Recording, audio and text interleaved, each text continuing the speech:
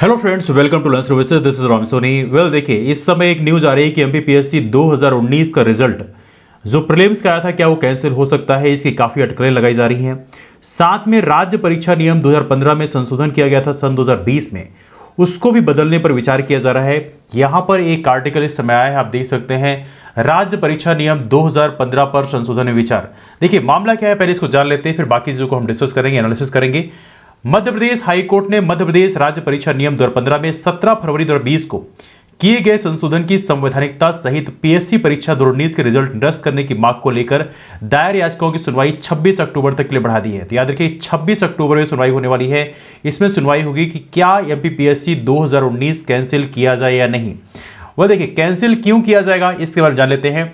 मुख्य न्यायाधीश मोहम्मद रफीक और जस्टिस विजय शुक्ला की खंडपीठ में गुरुवार को मामले की सुनवाई हुई। इस दौरान महाधिवक्ता पुरुषोत्तम कौर ने अवगत कराया कि राज्य सरकार मध्य प्रदेश राज्य परीक्षा नियम 2015 में संशोधन पर विचार कर रही है। हाई कोर्ट में याचिका दायर कर कहा गया था कि राज्य सरकार ने मध्य प्रदेश राज्य परीक्षा नियम 2015 में 17 फरवरी 2020, देखिए याद रखें 17 फरवरी 2020 में एक संशोधन किया गया था। इसमें क्या बोला गया था, संशोधन के जरिए प्रावधान कर दिया गया था कि मेरिट में आने वाले आरक्षित वर्ग के अभ्यर्थियों को अब अनारक्षित श्रेणी में शामिल नहीं किया जाएगा।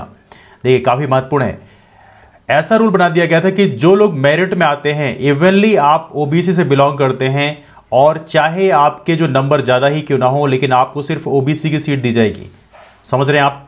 जैसे मान लीजिए ओबीसी का 27% रिजर्वेशन है, तो ओबीसी को सिर्फ यही सीटें मिलेगी, चाहे वो भले जनरल से अधिक नंबर लेके आए, लेकिन तब भी उसको जनरल सीट नहीं मिलेगी। 2020 में यह संशोधन किया गया था 17 फरवरी 2020 को। यह काफी इंटरेस्टिंग है कि हमारे मध्य प्रदेश में ऐसा संशोधन किया गया, क्योंकि हालांकि सुप्रीम कोर्ट के जजमेंट के कंप्लीटली खिलाफ है, लेकिन ऐसा संशोधन जो है काफी कह सकते हैं गैर संवैधानिक तरीके से किया गया। इसमें बोला गया अधिवक्ता, अब देखिए यहां पर मामला क्या समझिएगा, यदि आप ऐसा कर दोगे तो सपोज करिए मध्य प्रदेश में यहां पे मान लीजिए एससी का रिजर्वेशन कितना है, 16% है। एसटी का रिजर्वेशन कितना है, ये मान लीजिए 20% है। ओबीसी का एज ऑफ नो कई जगह 14% ही बोला जा रहा है, चूंकि स्टे लगा दिया गया 27% पे। तो एज ऑफ नो यहां पर एससी एसटी की तो आबादी चलो ठीक है, उसके हिसाब से दिया गया, लेकिन ओबीसी का 14% दिया गया। इसका मतलब यह है कि 14% सीटों में ही सिर्फ ओबीसी फाइट करेगा। मतलब इसको बाकी सीटें, देखिए यहां पे साफ साफ लिखा गया है, यही बदलाव किया गया था 17 फरवरी 2020 में। एक संशोधन किया गया था राज्य परीक्षा नियम 2015 में, तो यहां पे बोला गया था कि ओबीसी सिर्फ 14% सीटें फाइट करेगा, बाकी जो 50% सीटें बचती हैं, इस 50% सीटों में केवल जनरल फाइट करेगा, केवल जनरल। तो बेसिकली आपने एक प्रकार से जनरल को 40% रिजर्वेशन दे दिया इस रूल के हिसाब से, जो नया रूल है जिसे बोलते हैं रोस्टर प्रणाली, जो काफी गैर संवैधानिक मानी आती है, बहुत ही इसको गलत तरीके से मनाता है। तो इसमें देखा है तो यहां पे जनरल की यदि हम बात करें, ओबीसी की आबादी हमारे मध्य देश में 51 से 52% है, तो इसको आपने यहां पर 14% में फिक्स कर दिया।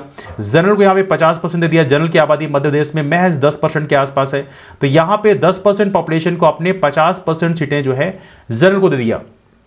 इसलिए इसको बोला जा रहा है असंवैधानिक है। इसलिए 2019 का जो एमपीपीएससी प्रीलिम्स रिजल्ट आया था, ये बहुत ही गलत तरीके से लाया गया था, और इसके चलते आपने देखा होगा जनरल कट ऑफ 73 था, ओबीसी कट ऑफ भी 73 था।